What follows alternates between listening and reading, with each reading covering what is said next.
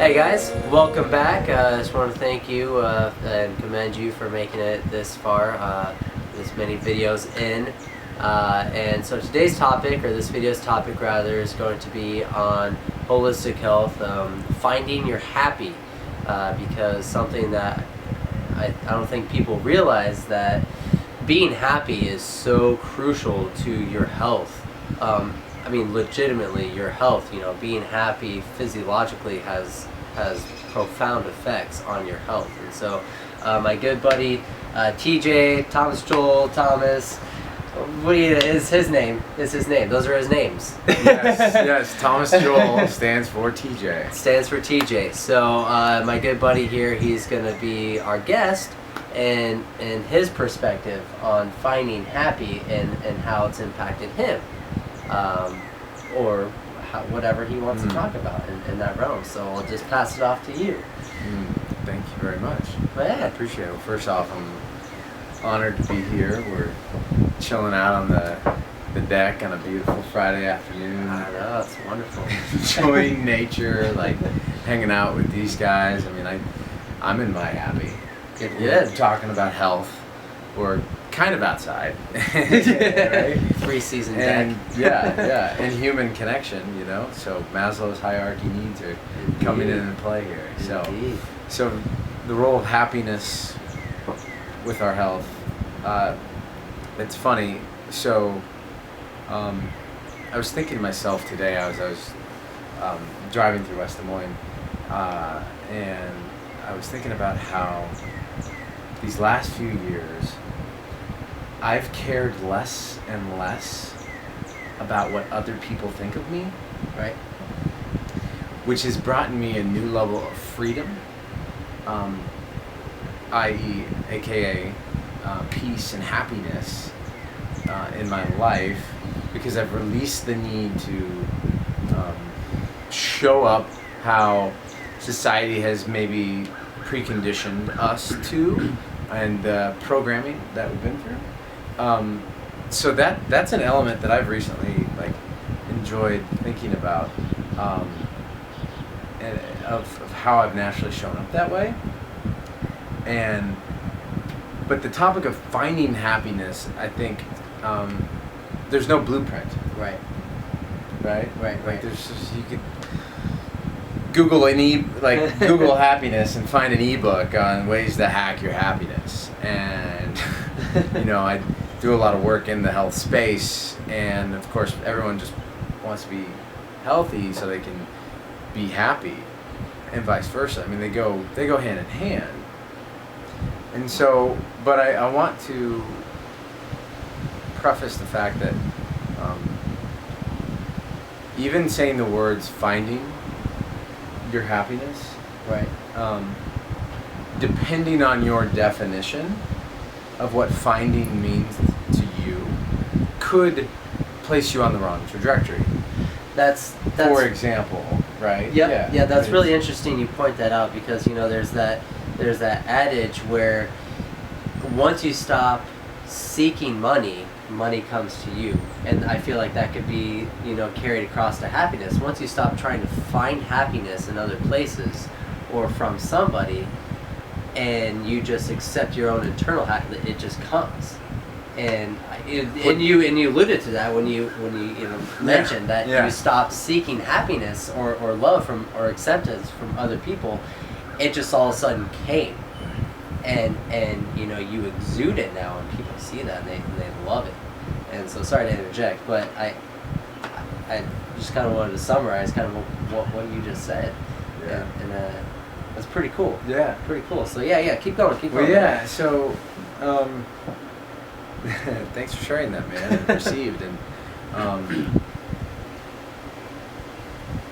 so we have this idea of happiness and how it can bring a higher quality of life, and you bring up the idea of not seeking for things externally too much to solve your happiness holes, for example, right? You can what are the real questions to ask? I'm a big fan of question asking of others and myself, and so you know, a good mentor of mine once said, like, um, smart people have answers, but geniuses have questions. Yep. Then I heard someone else say wizards have both, but that's for a different story. Yeah. The idea and what I might present is, what questions are we not asking ourselves that are related to happiness? Like you said, like questions that could take us more to the inner game of happiness. Right. And you'll see a lot of Instagram posts out now, and a lot of images out there, and T-shirts even, that instead of the pursuit of happiness, they're talking about the happiness of pursuit. Flipping it another way around. Interesting. So, i.e., like, the pursuit is what brings the happiness, like the journey, right? Okay, Each new moment. Yeah. Each new moment, you know, Yeah. leads to the happiness. I was just writing about, like, long-term versus short-term goals, right? Right, yeah, okay. You know, and how, like, when you focus on the long term, the outcome, so much, you lose sight of the present, Right. lose sight of the moment, and all the next tiny moments that can get you to the future goal. You know, like, so I would just, for someone that's, like, you know, looking to create more happiness in their life, like, pause, like, breathe, close your eyes, Yeah. and send yourself some love and compassion. And also, what helps me sometimes is to not just, like, write down things I'm grateful for, but think about all the things I'm grateful for in my life in contrast to others that might have less. Because what's funny is, you'll find that at times the people that have less in life are more happy. They are. Yeah, that's so true. It's like, have you seen that documentary, Happy? Yeah, I think with no, I think I did. Yeah, I think I know what you're talking about. It starts out with this dude, I think he's in, like, India. I forget what country he's in. But he lives in a hut. Like, his floor is dirt. He has, his bed is a makeshift of, leaves and rubbish and all this stuff, rubble.